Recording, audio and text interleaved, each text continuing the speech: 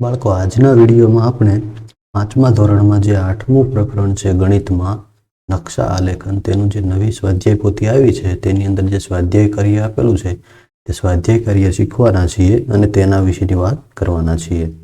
તો ચાલુ કરીએ આપણે. તો એમાં પહેલો પ્રશ્ન છે, સૂચના મુજબ કરો. પહેલું છે, નીચે નાના ચોરસમાં આપેલી આકૃતિને બાજુમાં આપેલ મોટા ચોરસમાં દોરો અને પ્રમાણ માપનો ઉપયોગ કરવાનો છે. પ્રમાણ માપનો એટલે તો કે આ જે ખાના છે એ આમાં અડધા સેન્ટીમીટરના ખાના છે, જાળી બનાવેલી છે, અને આ જે ખાના છે 1 સેન્ટીમીટરની જાળી બનાવેલી છે. તો જે જાળી બનાવેલી છે તેનો ઉપયોગ કરીને આપણે આ ચિત્ર બનાવવાનું છે. તો કે કયા ખાનામાં કઈ લીટી આવે છે એ બરાબર આમાં જોવાનું છે અને એના આધારે ચિત્ર બનાવવાનું છે. એને પ્રમાણ માપનો ઉપયોગ કર્યો કહેવાય. તો એ ચિત્ર છે એ તમારે અહીંયા પેન્સિલથી ધીમે ધીમે એકદમ આવું ને આવું જ થાય એ રીતે અહીંયા બનાવવાનું છે. આગળ અહીંયા ગાંધીનગર શહેરનો નકશો આપેલો છે. ગાંધીનગર શહેરનો નકશો આપેલ છે તેનો અભ્યાસ કરો અને પ્રશ્નોના જવાબ લખો. તો અહીંયા આખો નકશો આપેલો છે, એની અંદર અલગ અલગ પ્રકારના રસ્તાઓ આવેલા છે અને જે એના મુખ્ય સ્થાન આવેલા છે બધા, એ બધાની જાણકારી આખા નકશાની અંદર આપવામાં આવેલી છે અને એ બધાનો આપણે અભ્યાસ કરીને નીચે પ્રશ્નો આપેલા છે એના જવાબ આપણે આપવાના છે. તો એમાં પહેલો પ્રશ્ન છે,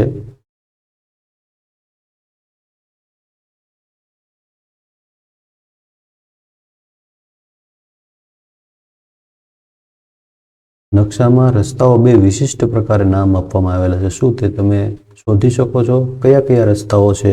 તો એનો જવાબ લખ્યો છે આપણે નકશામાં ક, ખ, ગ, ઘ, ચ, છ, જ અને 1, 2, 3, 4, 5, 6 એવા નામ રસ્તાને આપવામાં આવેલા છે. તો અહીંયા જો નકશો છે એમાં તમે જોઈ શકો છો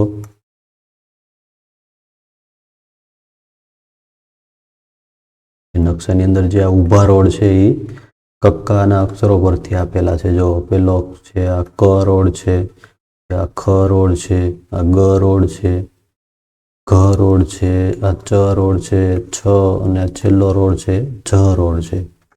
પછી આડા રસ્તા છે એ અંકોમાં એના નામ આપેલા છે. જેમ કે આ 1 રોડ છે, આ 2 નંબરનો રોડ છે, આ 3 નંબર, આ એના પછીનો રસ્તો આ 4 નંબર, 5 નંબર, આ 6 નંબર, આવી રીતે રસ્તાઓના નામ આપેલા છે. તો એ રસ્તાઓના નામ આપણે નકશામાં શોધીને જવાબો લખવાના છે, જે અહીંયા આપણે લીખી નાખેલા છે.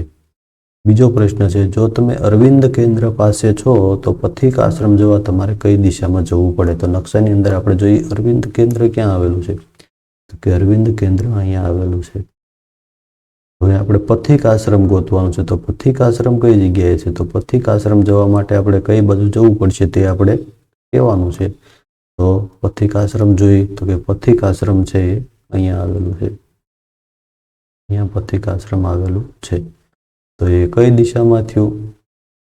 તો અરવિંદ કેન્દ્ર અહીંયા છે, ત્યાંથી તે આ બાજુ છે. તો નકશાની અંદર દિશા આપેલી હોય તો નકશાની અંદર એક દિશા આપેલી છે ઉત્તર, નીચેની દિશા કઈ થઈ?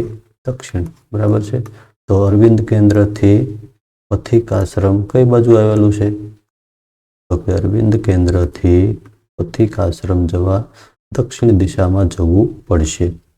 ચોથો પ્રશ્ન છે, વિધાનસભાથી ખેતીવાડી પરીક્ષણ અને સંશોધન કેન્દ્ર જવા માટે તમારે કયા રસ્તા પસાર કરવા પડશે? વિધાનસભા ભવન ક્યાં છે જોઈ લઈએ આપણે. તો કે વિધાનસભા અહીંયા છે અને પછી ખેતીવાડી પરીક્ષણ અને સંશોધન કેન્દ્ર અહીંયા છે.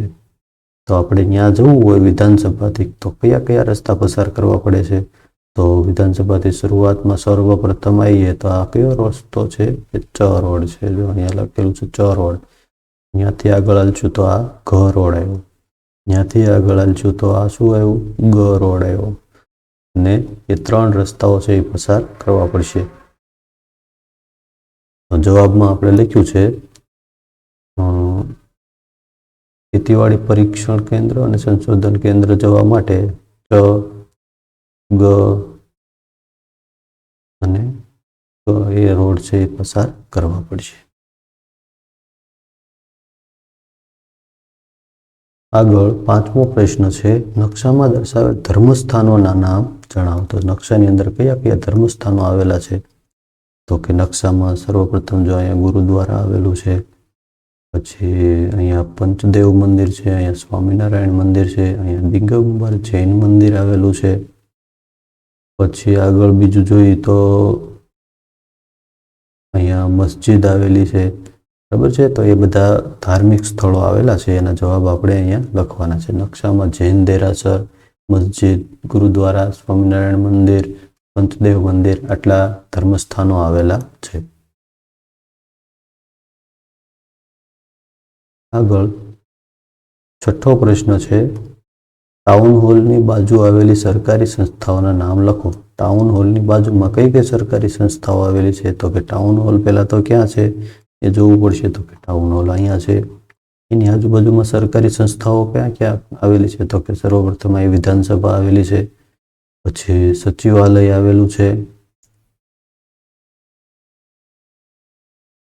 પછી અહીંયા જિલ્લા કોર્ટ આવેલી છે, અહીંયા સરકારી આરામગૃહ આવેલું છે. તો આ બધી જે કચેરી છે એ ટાઉન હોલની આજુબાજુ આવેલી છે. જવાબ લખીએ, સરકારી આરામગૃહ, જિલ્લા પંચાયત, વિધાનસભા, જિલ્લા કોર્ટ, સચિવાલય આ બધું છે એ ટાઉન હોલની બાજુમાં આવેલું છે. સાતમો પ્રશ્ન છે, નકશામાં ગાંધીનગર જિલ્લા કોર્ટ નીચે પૈકી કયા રસ્તાથી વધુ નજીક છે? તો અહીંયા જવાબની અંદર 3 રસ્તાઓના નામ આવેલા છે, ચ, ગ અને ગ. તો એમાં જિલ્લા કોર્ટ છે એ કયા રસ્તાની વધુ નજીક છે એ આપણે જોવાનું છે. તો જિલ્લા કોર્ટ ક્યાં છે પહેલા તો એ આપણે જોઈ લઈએ. તો કે જિલ્લા કોર્ટ છે એ અહીંયા છે. એ કયા રસ્તાની વધારે નજીક છે? તો આ રસ્તાની વધારે નજીક છે. એ રસ્તો છે ઘ રોડ છે. તો જવાબની અંદર આવશે ઘ રોડ. તો આ રસ્તો જવાબ છે એ આવશે. આઠમો પ્રશ્ન છે, રોડ નંબર 6 પર તમે ઊભા હો તો તમારી ઉત્તર દિશામાં કયા કયા સ્થળો જોવા મળશે? તમે ઘ રોડ કયા રોડ પર ઊભા છો?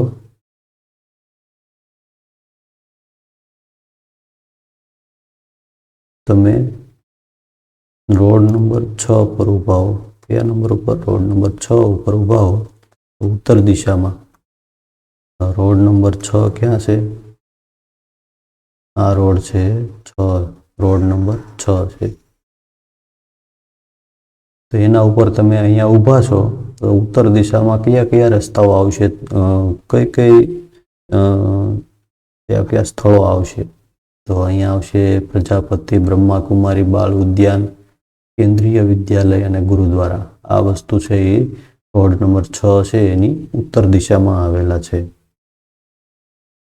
જવાબમાં લખશું પ્રજાપતિ, બ્રહ્માકુમારી ઉદ્યાન, કેન્દ્રીય વિદ્યાલય અને ગુરુદ્વારા ઉત્તર દિશામાં આવેલા છે. અહીંયા આગળ જે જગ્યા આપેલી છે એની અંદર તમારે શાળાનો નકશો તૈયાર કરવાનો છે.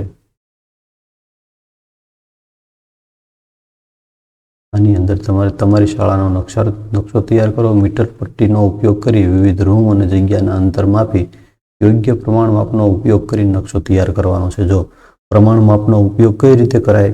તો કે આપણે નકશો તો કાગળ પર બનાવવાનો છે. તો કાગળ પર નકશો બનાવશું કાગળ ઉપર, તો એના ઉપર જાળી બનાવવી પડશે 1-1 સેમીની. 1-1 સેમીના ખાના બનાવવાના છે અને એના ઉપર નકશો તૈયાર કરવાનો છે. તો તમારે જે નિશાળ માપવાની છે એ મીટરમાં માપવાની છે અને નીચે પ્રમાણ માપ લખવાનું છે 1 સેમી બરાબર 1 મીટર અથવા તો 2 મીટર.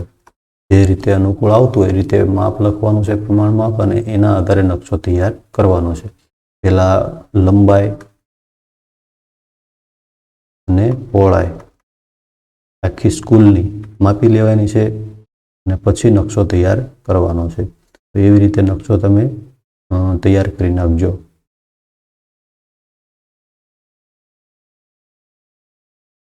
એવી જ રીતે અહીંયા એક ચિત્ર આપેલું છે, નાનું એવું ચિત્ર આપેલું છે અને એ ચિત્રને આપણે આ જે ચોરસ આપેલું છે એની અંદર આપણે દોરવાનું છે અને એમાં પ્રમાણ માપનો ઉપયોગ કરવાનો નથી. જો પ્રમાણ માપનો ઉપયોગ કર્યા વગર, એટલે કે ખાનાનો ઉપયોગ આપણે કરવાનો નથી, ખાના નથી જોવાના, એમને આપણે આ ચિત્ર છે એ બનાવવાનું છે અને એ ચિત્ર છે એ કેવું બને છે એ આપણે જોવાનું છે.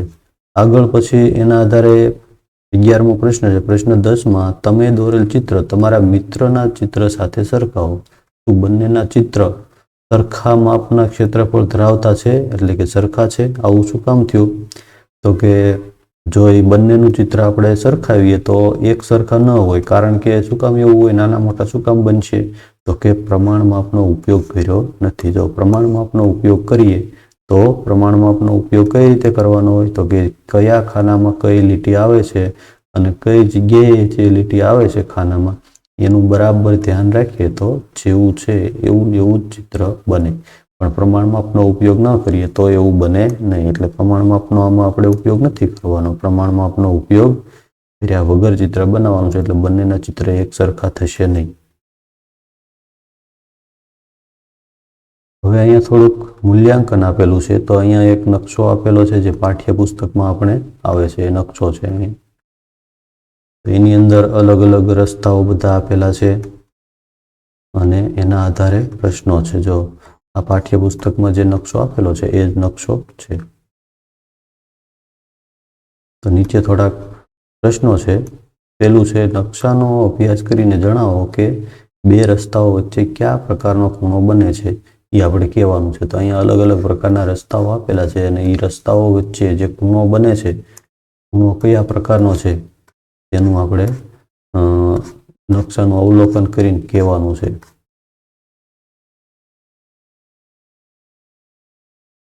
તો પહેલું છે રાજપથ અને માનસિંગ રોડ. આ બે રસ્તાઓ ક્યાં છે નકશાની અંદર? પહેલા તો આપણે જોવું પડશે. રસ્તાની અંદર રાજપથ, તો આ ઊભો રસ્તો છે એ રાજપથ છે અને માનસિંગ રોડ ક્યાં છે? આડો રસ્તો છે એ માનસિંગ રોડ છે. તો રાજપથ અને માનસિંગ રોડ વચ્ચે જો અહીંયા જે આ બે ખૂણા બને છે એ ખૂણાના આપણે કહેવાનું છે કે એ ખૂણા કયા બને છે. તો એ ખૂણા છે એ રાજપથ અને માનસિંગ વચ્ચેના ખૂણા. આ ત્રણમાંથી કયા ખૂણા છે? લઘુકોણ, કાટકોણ કે ગુરુકોણ? તો એનો જવાબ આપણે લખવાનો છે. તો એ કાટકોણ છે. અહીંયા આપણે લખીશું કાટકોણ. આગળનું છે માનસિંગ રોડ અને અશોક રોડ. માનસિંગ રોડ અને અશોક રોડ ક્યાં છે? તો કે આ માનસિંગ રોડ છે અને આ અશોક રોડ છે. તો આ ખૂણો જે છે એ કહેવાનું છે આપણે. તો એ ખૂણો કેવો છે? તો કે આ કાટખૂણો છે એનાથી મોટો છે. તો કાટખૂણાથી મોટો ખૂણો હોય એને કેવો ખૂણો કહેવાય?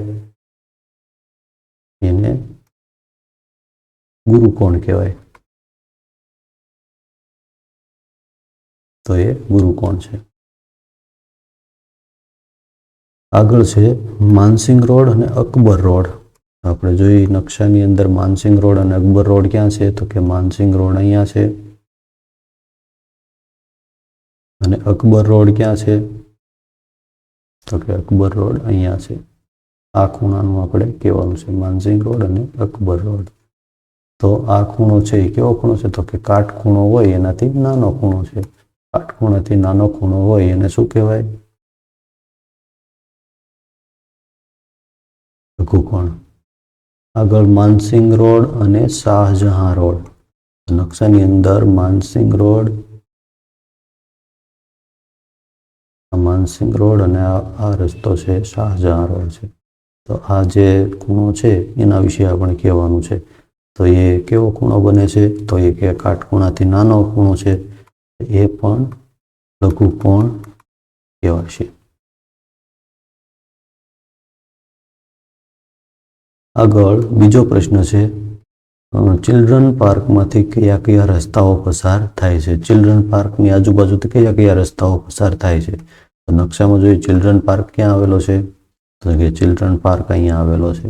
એની આજુબાજુમાંથી કયા કયા ત્રણ રસ્તાઓ પસાર થાય છે? એક તો આ રસ્તો, શાહજહાં રોડ છે, આ ભંડારા રોડ અને આ છે ડૉક્ટર ઝાકિર હુસેન રોડ. એ 3 રસ્તાઓ ચિલ્ડ્રન પાર્કની આજુબાજુથી પસાર થાય છે. તો જવાબની અંદર આપણે લખ્યું છે ચિલ્ડ્રન પાર્કમાંથી શાહજહાં રોડ, ભંડારા રોડ અને ડૉક્ટર ઝાકિર હુસેન રોડ પસાર થાય છે.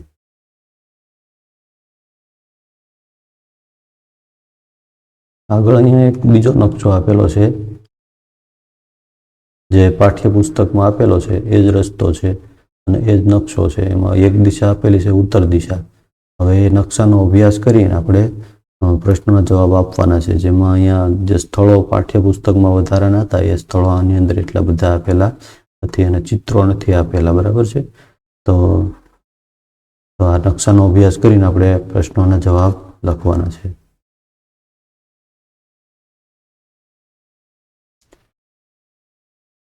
તો એમાં પહેલો પ્રશ્ન છે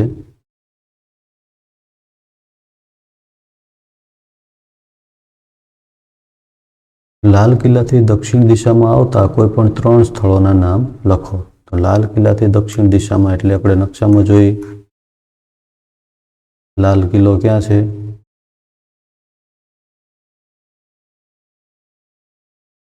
લાલ કિલ્લો અહીંયા છે. હવે અહીંયા ઉપર ઉત્તર દિશા છે તો નીચેની તરફ દક્ષિણ દિશા થઈ. તો આ દક્ષિણ દિશા છે. તો લાલ કિલ્લાથી દક્ષિણ દિશાની અંદર આવેલા કોઈ પણ 3 સ્થળો આપણે કહેવાના છે. તો કોઈ પણ 3 સ્થળો આપણે કહી શકીએ. તો મેડિકલ કોલેજ એની દક્ષિણમાં છે, ઢીંગલી સંગ્રહાલય એની દક્ષિણમાં છે, નેશનલ સ્ટેડિયમ કે ઇન્ડિયા ગેટ પણ એની દક્ષિણમાં છે. તો એ બધાના જવાબ આપણે અહીંયા લખવાના છે. તો અહીંયા આપણે જવાબ લખ્યો છે મેડિકલ કોલેજ, ઇન્ડિયા ગેટ અને ઢીંગલી સંગ્રહાલય એ છે એ લાલ કિલ્લાથી દક્ષિણ દિશામાં આવેલા છે. આગળ ચોથો પ્રશ્ન છે નકશામાં આપેલ પ્રમાણ માપનો ઉપયોગ કરી રાષ્ટ્રપતિ ભવન અને ઇન્ડિયા ગેટ વચ્ચેનું અંતર કિલોમીટરમાં લખો. તો રાષ્ટ્રપતિ ભવન અને ઇન્ડિયા ગેટ વચ્ચેનું સેન્ટીમીટરમાં અંતર કેટલું છે? કે તે 6 સેન્ટીમીટર છે. અને નકશાની અંદર પ્રમાણ માપ આપેલું છે. ક્યાં પ્રમાણ માપ લખેલું છે? જો અહીંયા છે 1 સેમી બરાબર 2 કિલોમીટર છે. હવે રાષ્ટ્રપતિ ભવનથી ઇન્ડિયા ગેટ વચ્ચેનું માપપટ્ટીથી અંતર માપો કેટલું થાય છે? તો તે અંતર છે 6 સેન્ટીમીટર જેટલું થાય છે. તો 2 સેન્ટીમીટર બરાબર 1 કિલોમીટર છે. તો 6 સેન્ટીમીટર એટલે કેટલું થાય છે? તો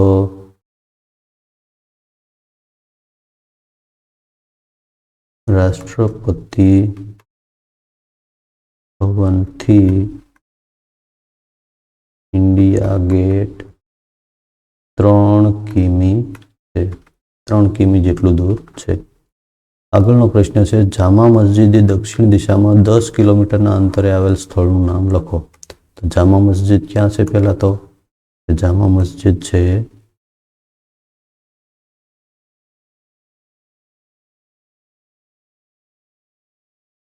અહીંયા આવેલી છે જામા મસ્જિદ અને એનાથી 10 કિલોમીટર એટલે કે આપણે માપપટ્ટીથી આ જગ્યાથી 5 સેન્ટીમીટર માપવાનું છે. 5 સેન્ટીમીટર.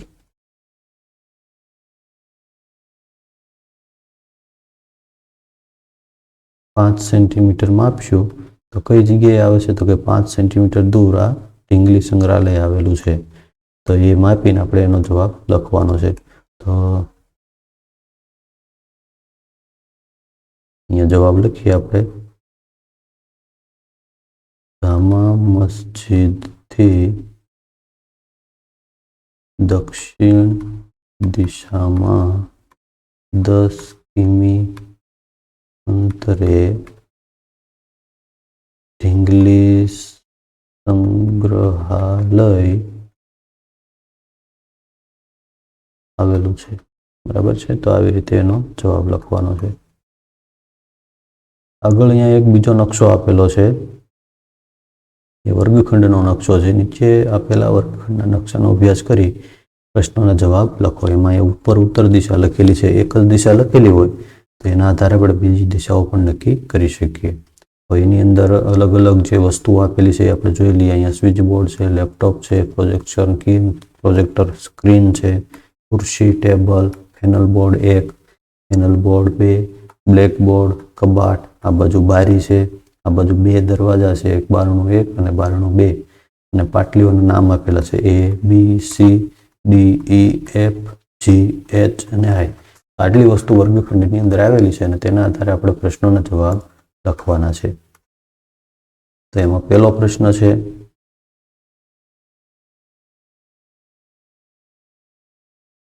વર્ગખંડના નકશામાં નજરે પડતી વસ્તુઓની યાદી બનાવો. તો આપણે નકશાની અંદર જોયું સ્વિચ બોર્ડ, લેપટોપ, ખુરશી, projector, screen, panel board, table, કબાટ, બ્લેકબોર્ડ, પેનલ બોર્ડ 2 વગેરે વસ્તુઓ છે વર્ગખંડની અંદર નજરે પડે છે.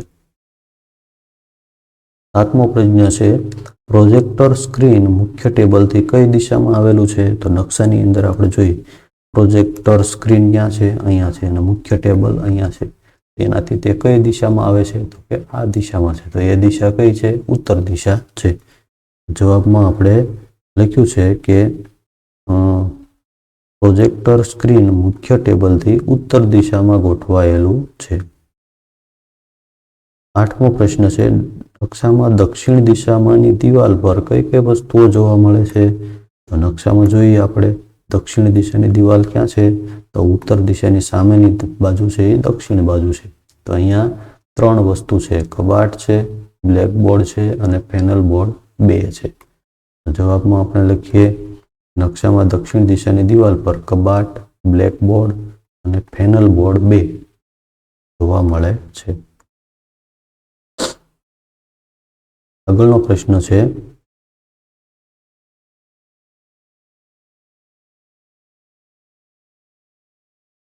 9મો પ્રશ્ન છે, બારણા 1 થી પ્રવેશ કરતા જમણી બાજુની દિવાલ પર આવતી વસ્તુઓ ક્રમમાં લખો. તો બારણા 1 થી આપણે પ્રવેશ કરવાનો છે. બારણું 1 અહીંયા છે, ત્યાંથી પ્રવેશ આ બાજુ આપણે કરીએ તો આપણી જમણી બાજુ કઈ થાય? તો કે જમણી બાજુ આ થશે. તો એ દિવાલ ઉપર જે વસ્તુઓ આવે છે એ ક્રમમાં આપણે લખવાની છે. તો દિવાલ પર 3 વસ્તુ છે, પેનલ બોર્ડ 1, પ્રોજેક્ટર સ્ક્રીન 1 અને સ્વિચ બોર્ડ. આ 3 વસ્તુઓ ક્રમમાં લખવાની છે, જે પહેલા આવે એ પહેલા. બારણામાંથી પસાર થઈએ એટલે સર્વપ્રથમ આવશે પેનલ બોર્ડ 1, જે આગળ ચાલીએ તો આવશે પ્રોજેક્ટર સ્ક્રીન, પછી આગળ ચાલીએ તો આવશે સ્વિચ બોર્ડ. તો એ 3 વસ્તુઓના નામ છે એ આપણે લખવાના છે. તો બારણા 1 થી પસાર કરતા આપણે સર્વપ્રથમ પેનલ બોર્ડ 1 આવશે, પ્રોજેક્ટર સ્ક્રીન આવશે અને પછી છેલ્લે આવશે સ્વિચ બોર્ડ. 10મો પ્રશ્ન છે, બારીથી નજીક આવેલી પાટલીઓના નામ લખો. તો નકશામાં જોઈએ બારીથી નજીક કઈ કઈ પાટલીઓ આવેલી છે?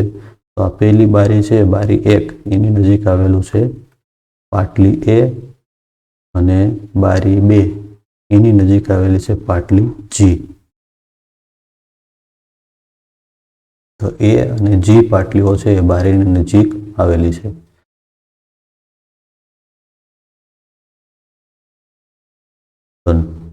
બારીથી નજીક A અને G પાટલીઓ આવેલી છે. બરાબર છે.